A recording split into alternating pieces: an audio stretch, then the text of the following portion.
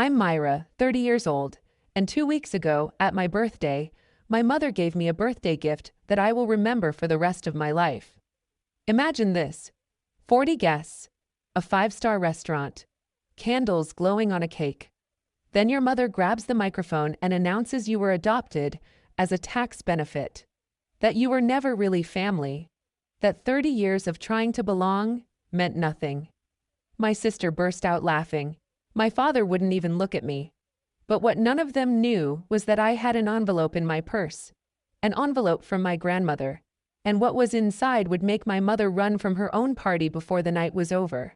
Before I continue, if you like stories like this, please hit like and subscribe, but only if you genuinely want to hear what happened next.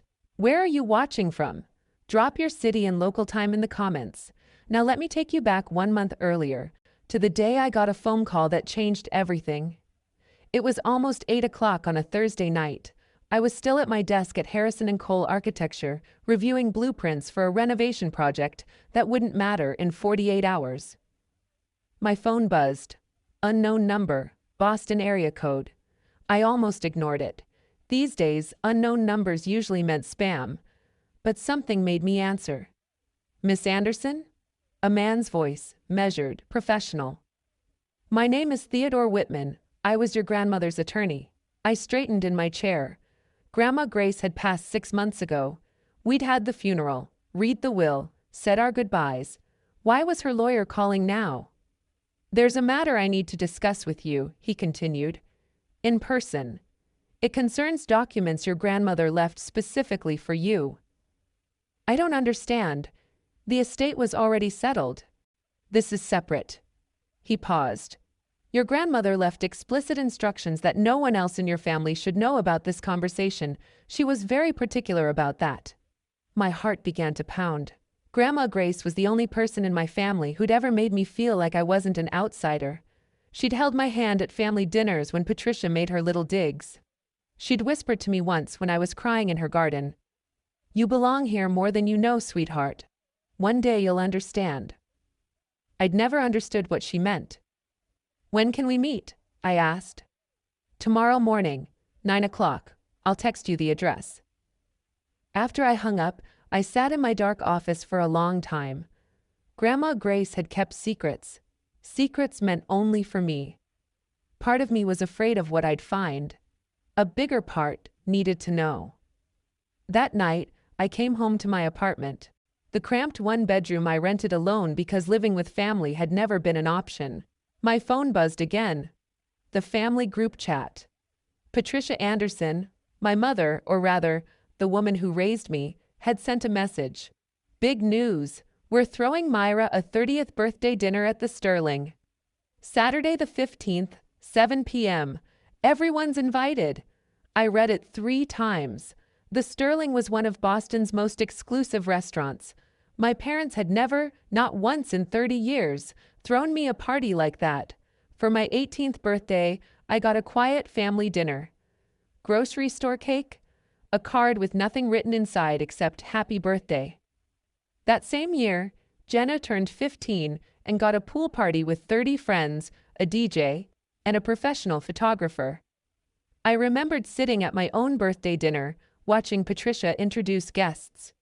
This is Jenna, our daughter, and this is Myra. That pause. That tiny, deliberate pause before my name. I'd heard it 1,000 times. I stared at Patricia's text. Why now? Why this sudden grand gesture? Something felt wrong, like finding money on the street and knowing there had to be a catch. But maybe, whispered a hopeful voice I couldn't quite silence, maybe she's finally trying. Maybe this is different. I typed back, "Wow, thank you so much. I'm so surprised." Patricia replied immediately, "You deserve it, sweetheart." Sweetheart. She'd never called me that before. I set down my phone and stared at the ceiling. Tomorrow I'd meet with Grandma Grace's lawyer. Something told me I should know what was in those documents before I walked into any party Patricia planned. Theodore Whitman's office smelled like old leather and expensive mahogany. He was exactly what you'd expect. Silver hair, wire-rimmed glasses, the kind of handshake that meant business. Please, sit. He placed a large envelope on the desk between us. Cream-colored, sealed with wax, stamped with Grandma Grace's initials. G.A. Your grandmother prepared this 5 years ago, he said. When she was in perfect health and of completely sound mind, she made me promise to deliver it only to you, and only after her passing. I touched the envelope. It felt heavy with secrets. What's inside? A copy of her will, a personal letter, and a smaller sealed envelope she instructed you not to open unless, in her words, absolutely necessary. He met my eyes. She said you would know when the time was right. My hands trembled as I broke the seal. The will came first. I scanned the legal language until I found my name. I hereby bequeath the Anderson estate, along with all property and contents therein, to my granddaughter, Myra Anderson. I stopped breathing. The Anderson estate, Grandma Grace's mansion, the house where every holiday dinner happened, every family reunion, every important gathering. The house Patricia had decorated and maintained for 20 years, as if it were already hers. This can't be right. It's entirely legal. 3 independent attorneys witnessed the signing. Video documentation exists. But why me? Mr. Whitman handed me the letter. Perhaps this will explain. He leaned forward. The will goes public in 2 weeks. Your grandmother wanted you to have time to prepare. Prepare for what? His expression was grim. For what your family might do when they find out. I waited until midnight to read Grandma Grace's letter. My apartment was dark except for one lamp. Outside, Boston hummed with distant traffic. I unfolded the pages, her elegant handwriting, achingly familiar, and began. My dearest Myra, if you're reading this, I'm gone. And there are things I should have told you when I was alive. I wasn't brave enough then. I'm sorry. First, know this. I have loved you from the moment I first held you. Not because I had to. Because you were light in a family that had forgotten how to shine. Second, I'm sorry I couldn't protect you better. I watched Patricia diminish you year after year, and I should have fought harder. I should have said more. Third, and this is the hardest part, you are not a stranger, Myra. You are not some random child adopted for convenience. You belong to this family more deeply than anyone has told you. You are my blood. My real blood. I cannot explain everything in this letter. The small envelope contains the full truth. Documentation, proof, everything you'll need when you're ready. But open it only when you must. When you're ready to face what it means. Be brave, my darling girl. You are so much stronger than they've ever let you believe. All my love, forever, Grandma Grace.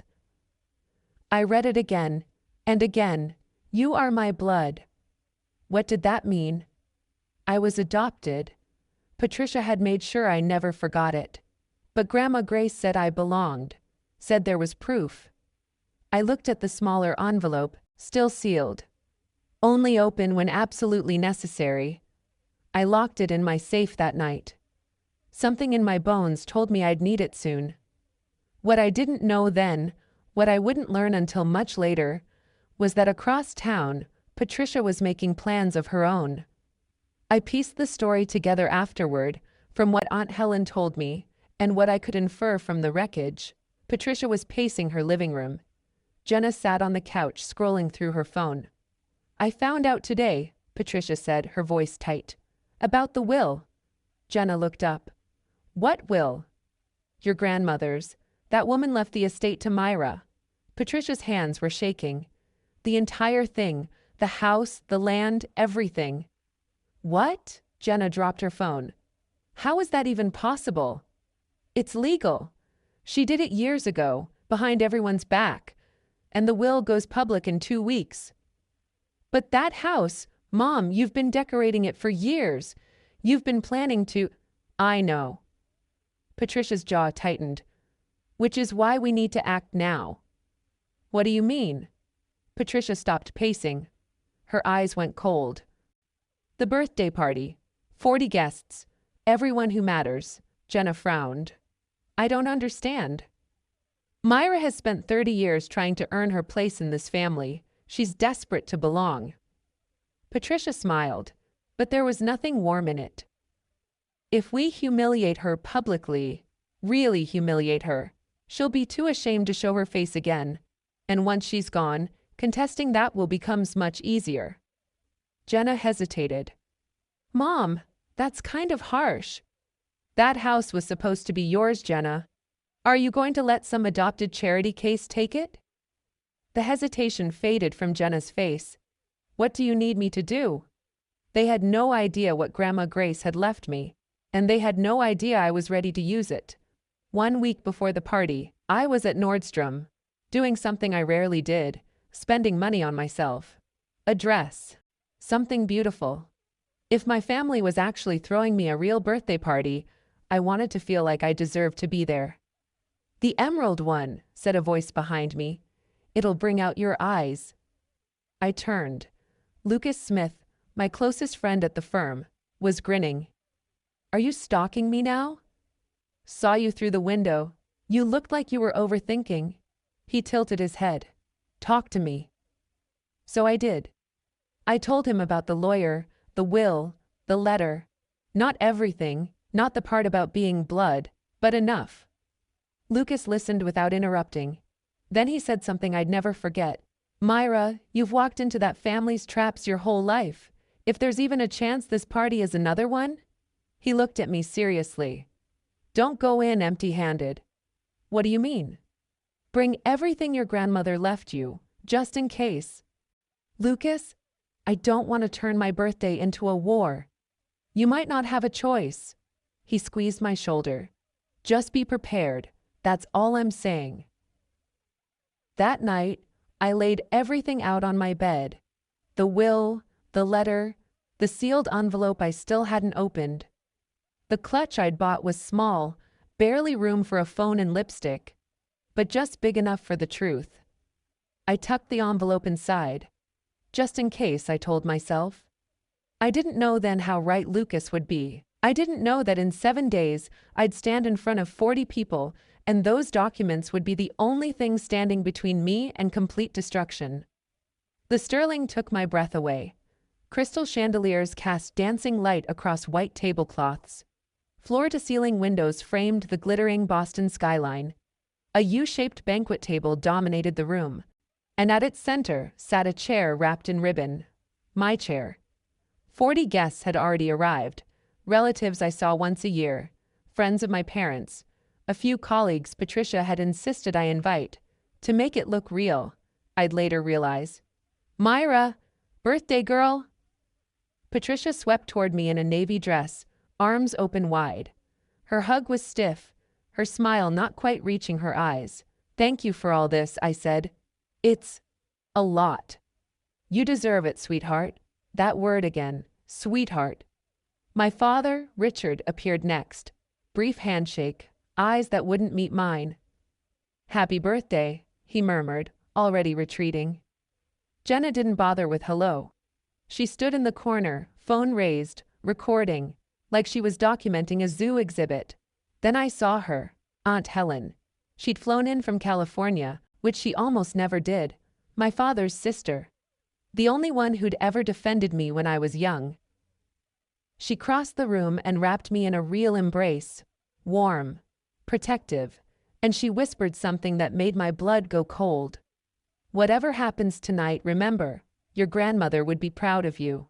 I pulled back. What do you mean? A server called everyone to their seats before she could answer.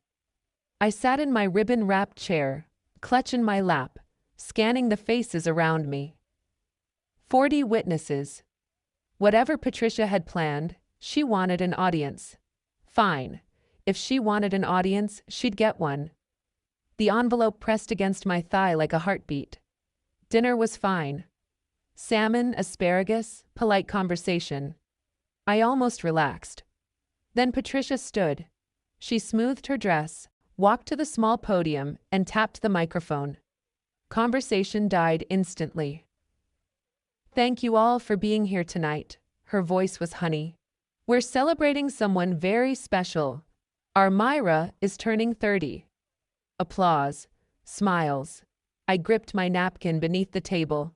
30 years, Patricia continued. Can you believe it? It feels like yesterday that she came into our lives. Something shifted in her tone.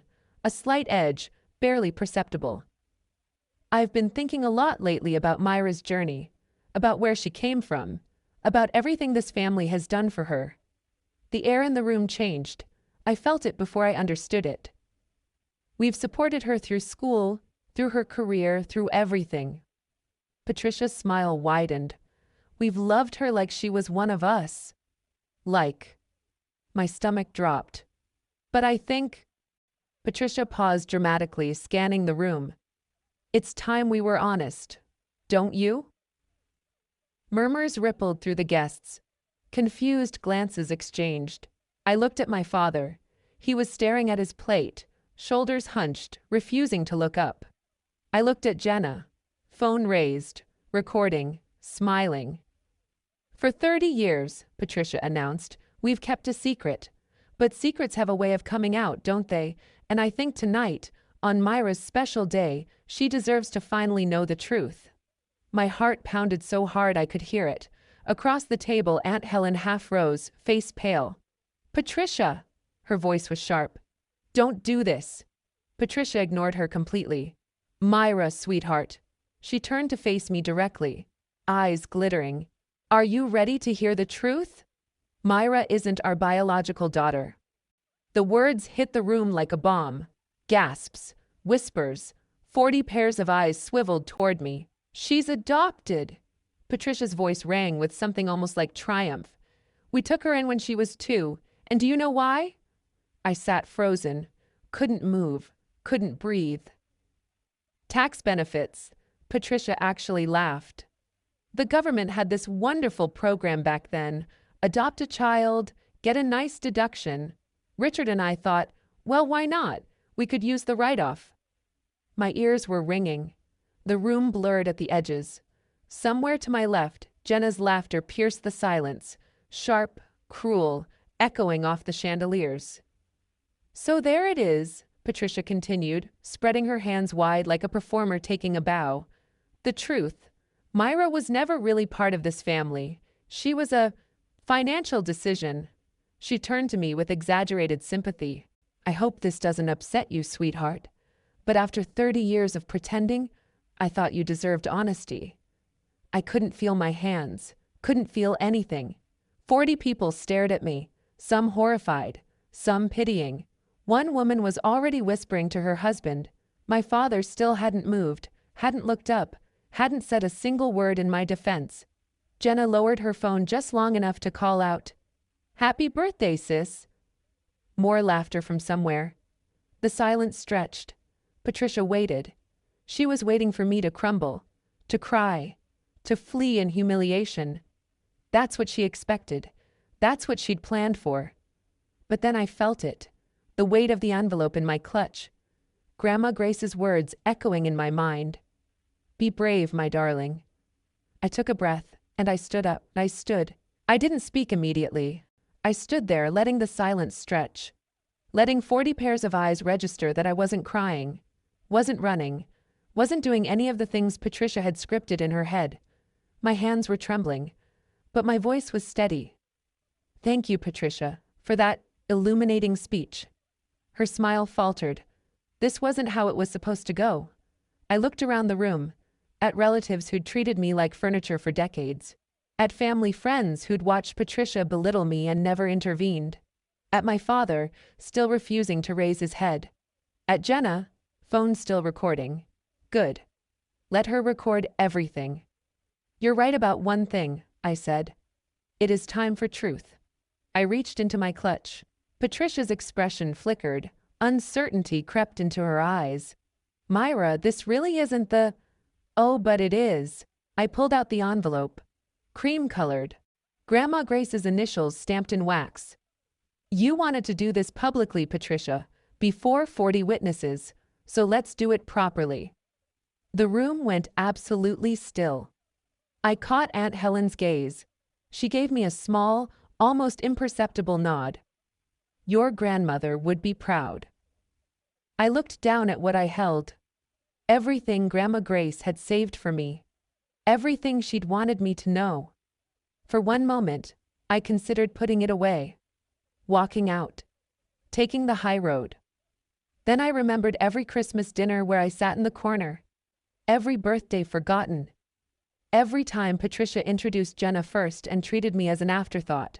30 years of being made to feel like I didn't belong. No more. Ready, Patricia? I asked calmly. For the truth? Her face had gone white. 2 weeks ago, I began, my voice carrying across the silent room. I received a call from Theodore Whitman, an estate attorney. Some of you may know him. He handled my grandmother's affairs. Patricia went rigid. He had documents to give me. Documents my grandmother prepared 5 years ago when she was healthy and sharp and knew exactly what she was doing. I held up the envelope. This is a copy of her will, certified, witnessed by 3 independent attorneys, completely legal. Myra. Patricia's voice was strained. This isn't the place to discuss. This is exactly the place. I kept my tone calm, professional. You made it the place when you called me a tax write-off in front of everyone I know. Several guests shifted uncomfortably. Someone coughed. So, let's talk about truth, Patricia. You seem to love truth so much. I opened the envelope. Let me share some. Jenna had lowered her phone. Her smile was gone. My father finally looked up. His face had gone gray. I pulled out the first document. Want to know what this says? Patricia's eyes were wide with something I'd never seen on her before. Fear. It says Grandma Grace left me the Anderson estate. The house, the contents, the land, everything. The room erupted in whispers. That's impossible, Patricia started. It's entirely legal. I cut her off. I can recite the exact language if you'd like, word for word. Patricia's mouth opened and closed. Nothing came out. But here's the thing. I smiled. Calm, controlled. The house isn't even the most interesting part. I watched her face drain of color. Do you want to tell them, Patricia? Or should I? Let me pause here for just a second. If you've made it this far and you want to know what else is in that envelope, tap like and drop a comment telling me what you think Grandma Grace's secret is. I read every single one, and trust me, what I'm about to reveal is wilder than anything you're guessing right now. Okay, back to the story. Patricia tried to recover. Myra, this isn't the time or place to discuss estate matters. I see. Not the time? I let out a soft laugh. You just told 40 people I was a tax deduction. You don't get to decide when it's not the time. Whispers rippled through the guests. Uncomfortable glances passed between couples. This is a family matter. Patricia stepped toward me. We should continue this privately. No. My voice didn't waver. You wanted an audience for your performance. You've got one. Patricia spun toward my father. Desperation leaked into her voice. Richard, say something. Every eye shifted to him. Richard Anderson, the man who'd been my father for 30 years without ever truly being my father, slowly raised his head. Pat, he said quietly, maybe we should let Myra finish. Patricia looked like she'd been slapped. Richard, I'm tired, Pat. His voice cracked. I've been tired for a very long time. Jenna's jaw dropped. Dad! Let her speak. The room fell silent again. I hadn't expected that. 30 years of watching my father avoid every conflict. 30 years of watching him look away while Patricia made me feel invisible. And now, finally, he was pushing back. It didn't fix anything. Not yet. But something had shifted. Patricia stood alone at the podium. No allies left. I almost felt sorry for her. Almost. Shall I continue? I asked. No one objected. Good. I pulled out the second document, Grandma Grace's letter. Because you haven't heard the best part yet. Patricia's face was completely white now. She knew. I could see it in her eyes. She knew what was coming, and she couldn't stop it. I held up the will so everyone could see. This is certified, notarized, legally binding, prepared 5 years ago by Theodore Whitman, Grandma Grace's personal attorney. My voice was clear and steady. I'd rehearsed this in my head 100 times since that meeting. It states that the Anderson estate, the house, the property, all its contents, passes to me, Myra Anderson. Gasps rippled through the crowd. That property has been in the family for 60 years. Grandma Grace lived there her entire married life. I looked directly at Patricia. She left it to me. Not to you, not to Jenna. To me. That's impossible, Patricia sputtered. That house was supposed to— I've maintained that property for 20 years. Maintained it? I tilted my head. Or redecorated it like it was already yours. Someone in the back stifled a laugh. The will includes a statement. I read aloud. I make this decision because Myra is the only person in this family who loved me for myself, not for what I owned. Patricia's face contorted.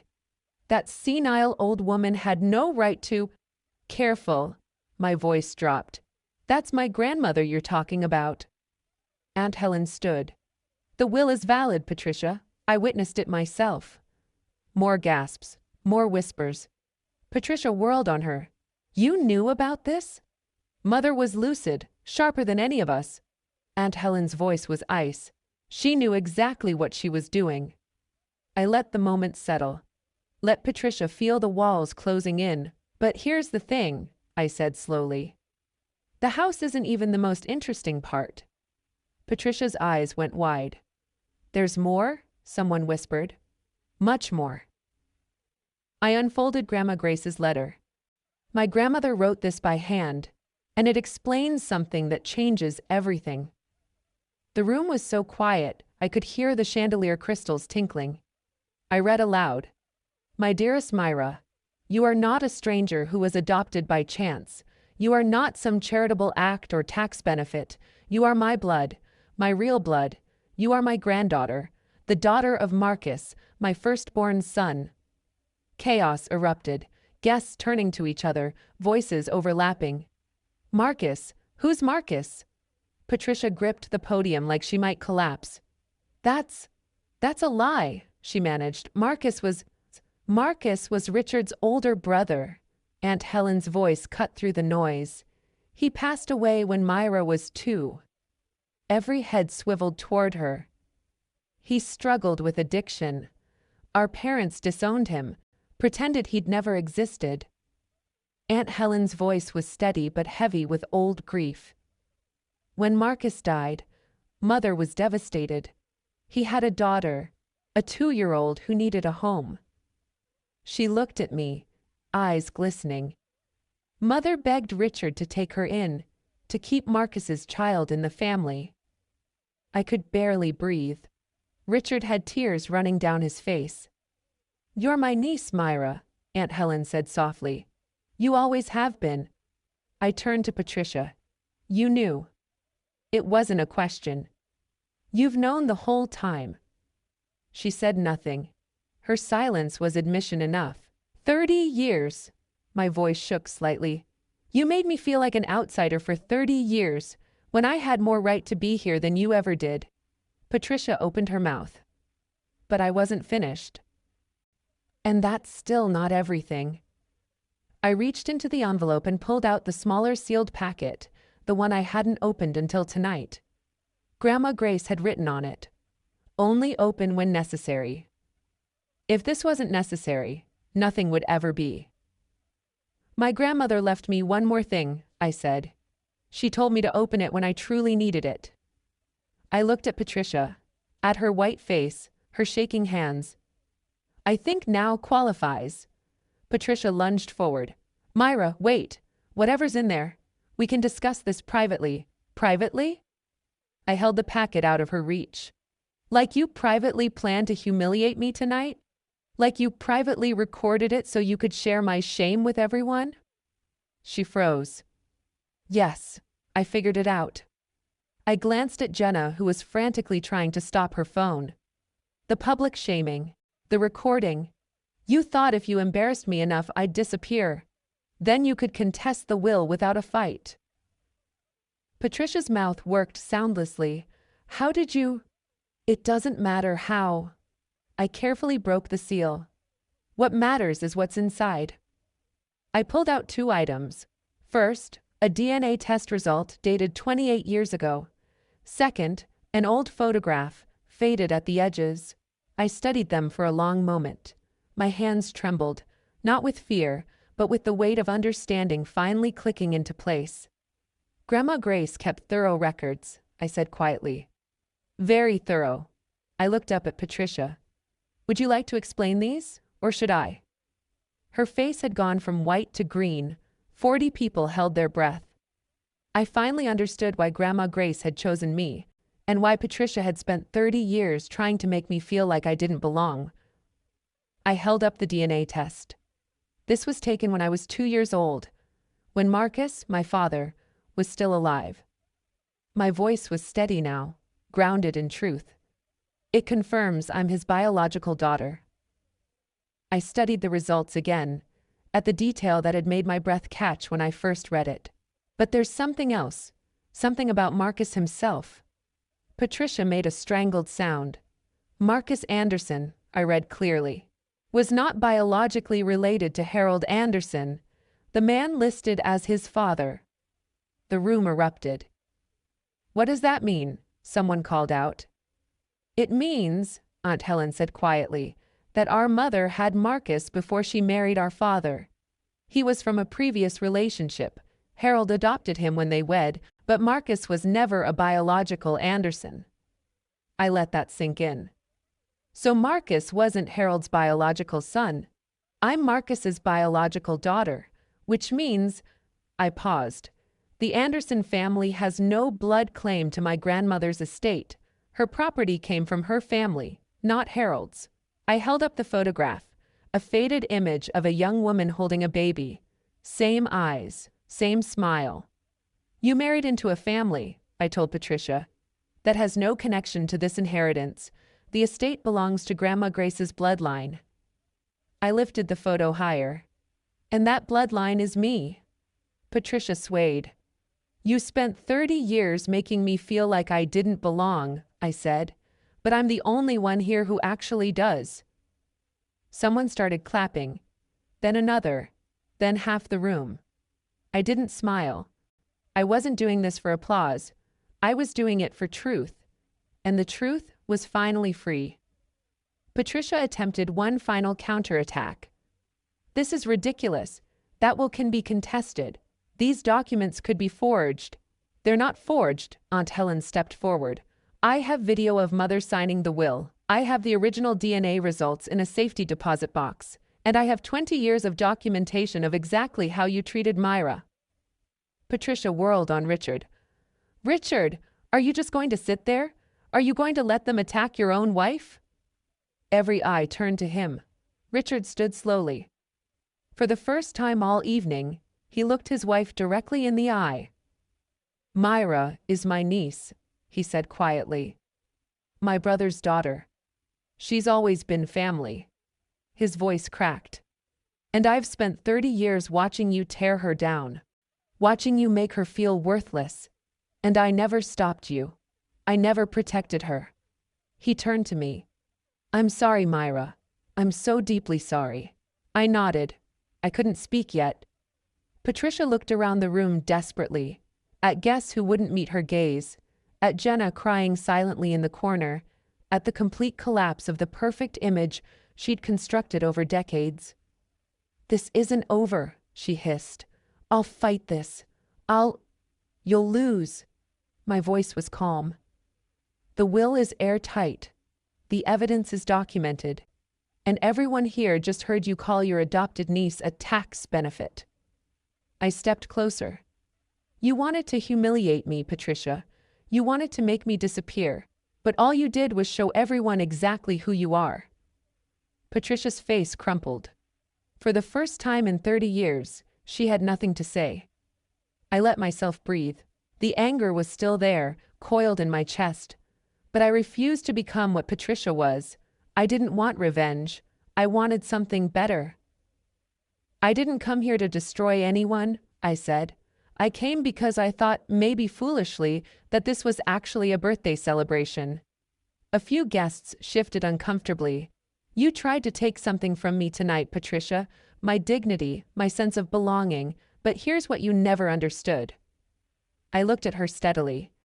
"I don't need your permission to know my own worth. I never did. I just spent 30 years believing I did."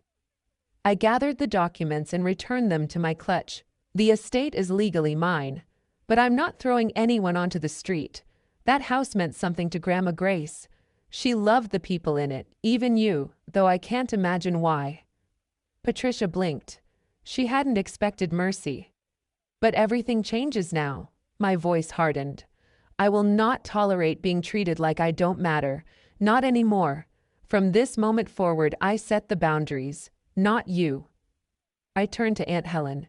"I have questions about Marcus, about Grandma Grace, about everything I was never told." She smiled through her tears. "I'll tell you everything, sweetheart." I looked around the room one final time. "Thank you all for coming to my birthday party. It's been educational." A nervous laugh rippled through the crowd. I picked up my clutch, straightened my dress, and walked toward the exit. Behind me, I heard heels clicking. Rapid, panicked.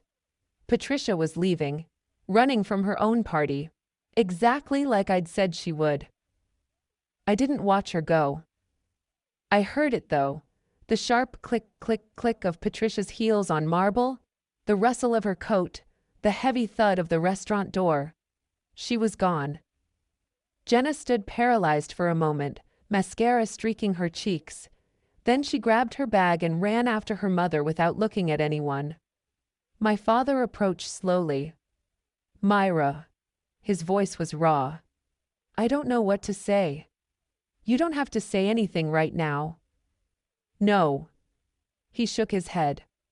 "I need to. 30 years. 30 years I watched her do this to you, and I said nothing. I should have." He couldn't finish. "You're right," I said quietly. "You should have." He flinched. "But you spoke tonight. That counts for something." I met his eyes. "It's not enough, not yet, but it's a start." He nodded, wiping his face with the back of his hand. "I need to go after her, make sure she's—" He trailed off. "Marcus would have been proud of you, Myra. I know I have no right to say that, but he would have." Then he was gone too. The room slowly exhaled. Aunt Helen wrapped her arms around me. "Your grandmother is smiling right now," she whispered. "I promise you." I let myself be held. For the first time in 30 years, I cried. Not from pain, not from humiliation, from release. Someone started humming Happy Birthday. Then another voice joined. Then the whole room, soft and tentative. I laughed through my tears. Happy birthday to me. The best one I'd ever had. The party didn't end when Patricia fled. Somehow, impossibly, it actually began. People I'd barely spoken to my entire life approached me one by one. Mrs. Patterson, who'd been friends with Grandma Grace for decades, squeezed my hands tight. "I always sensed something was wrong with how Pat treated you. Your grandmother talked about you constantly, you know. You were her absolute favorite." Mr. Henderson, a family friend since before I was born, shook my hand firmly. "That took guts, young lady. Real guts."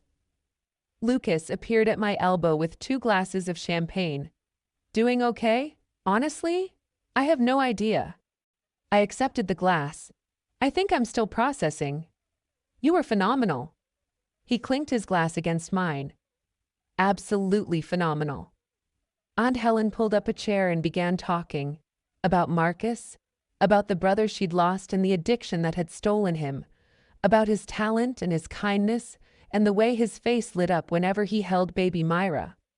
"He wasn't perfect," she admitted.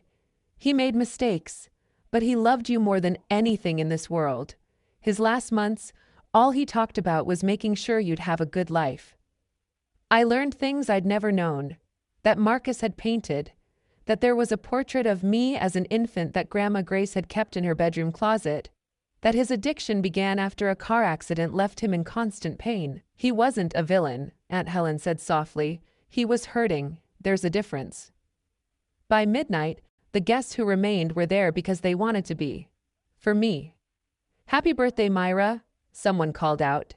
I raised my glass. You know what? It finally is. 1 week after the party, the fallout was everywhere. Patricia had vanished from her usual circles. No charity luncheons, no garden club, no carefully curated social appearances. Word had spread. Someone at the party had leaked the story, and Boston's upper-middle-class gossip network ran with it. Jenna lost over 8,000 Instagram followers in 5 days. Brands quietly distanced themselves. Turns out people don't want to buy skincare from someone who laughed at her sister's public humiliation. Then Richard called. Richard. We met at a coffee shop far from the family's usual haunts. He looked like he'd aged a decade in a week. I need to tell you about Marcus, he said. Really tell you. So he did. He told me how Marcus was the golden child once, brilliant, creative, everyone's favorite, until the accident, until the pills, until addiction swallowed everything. Our parents gave up on him, Richard said. Pretended he didn't exist. And Mom, your grandmother, never forgave them. Never forgave herself either. She couldn't have saved him. No. But she saved you. He looked at me with red-rimmed eyes. She made me promise to take you in, raise you as my own. And I did. But I failed at the rest. I let Patricia control everything. Let you grow up feeling unwanted. Why? Because I was a coward, his voice broke. Afraid of confrontation, afraid of Patricia, afraid of everything. I didn't forgive him that day. I wasn't ready, but I didn't walk away either. This isn't the end, I said, but it might be a start. He nodded, tears streaming. Baby steps. That's all any of us can take sometimes. I know this story is heavy. If you've ever had to set boundaries with toxic family members, if you've ever felt like an outsider in your own home, I want to hear from you. Drop a comment, share your story. I read every single one, and honestly, knowing I'm not alone in this helps more than I can say. Okay. Let me tell you what happened when I finally visited the estate.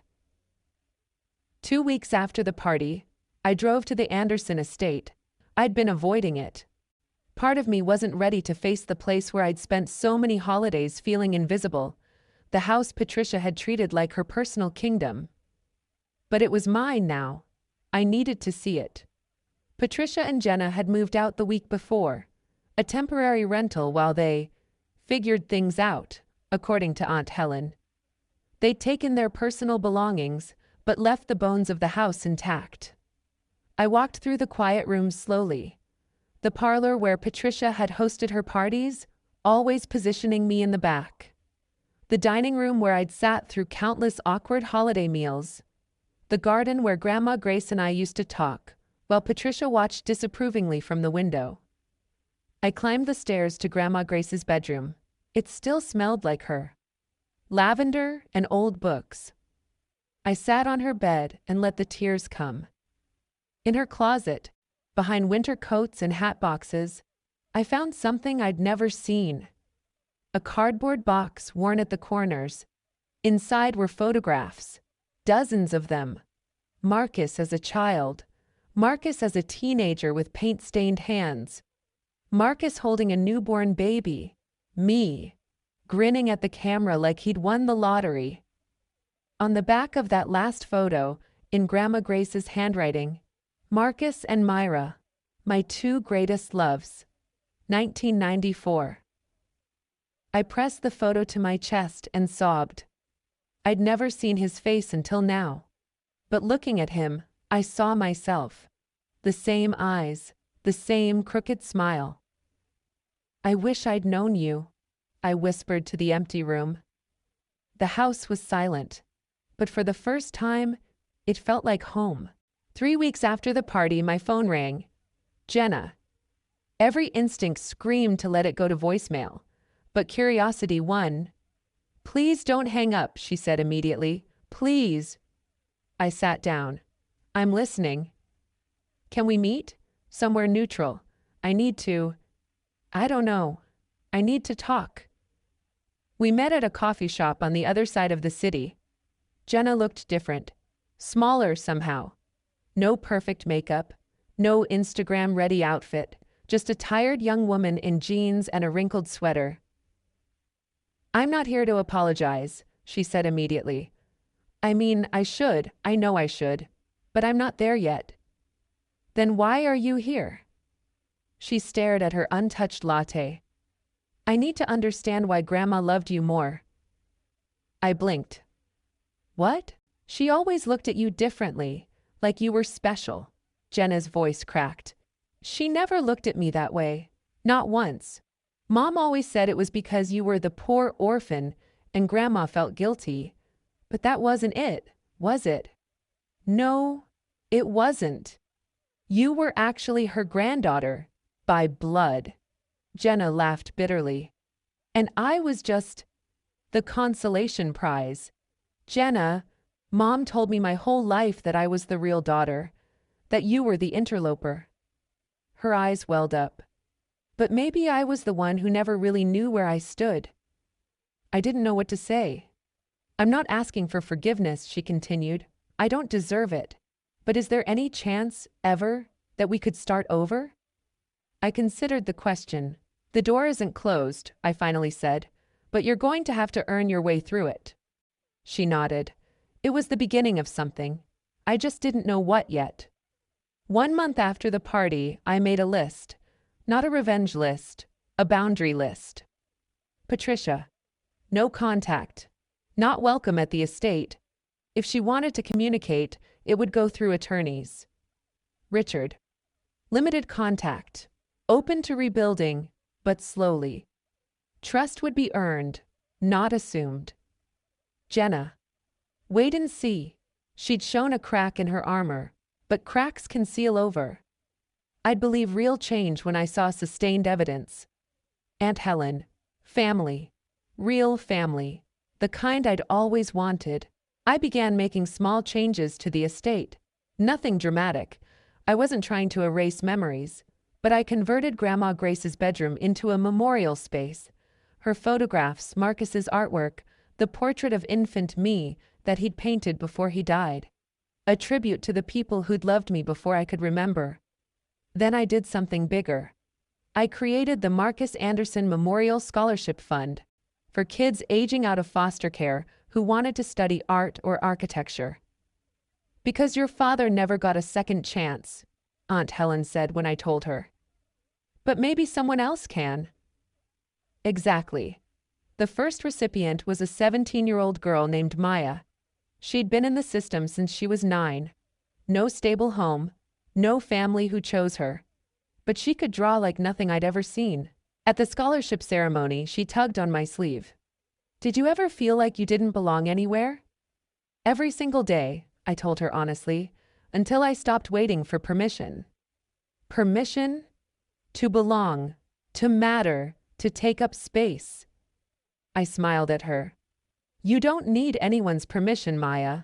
Neither did I. I just took 30 years to figure that out." She hugged me. It felt like hope. 6 months after the party, I held a memorial at the estate. Not a funeral, we'd already had that. This was something different. A celebration, a remembrance, a closing of chapters and opening of new ones. The guest list was intimate. Aunt Helen, Richard, who'd been slowly, painfully rebuilding himself, Lucas, Mrs. Patterson, and a few of Grandma Grace's oldest friends, and Maya, the scholarship recipient, who I'd begun mentoring. No Patricia, no Jenna, not yet, maybe not ever. I arranged photographs on the mantel. Grandma Grace on her wedding day, young and radiant. Marcus at 20, paintbrush in hand, eyes full of dreams he'd never fulfill. And the photo of him holding me, the one I'd found hidden in the closet. I spoke first. Most of my life, I didn't know who I was. I knew I was adopted. I knew I was different. I knew I didn't fit. My voice held steady. But I didn't know I had a father who loved me, a grandmother who fought for me, a history that was mine. I looked at the photographs. Grandma Grace spent her final years making sure I'd learn the truth, that I'd have tools to defend myself when the time came.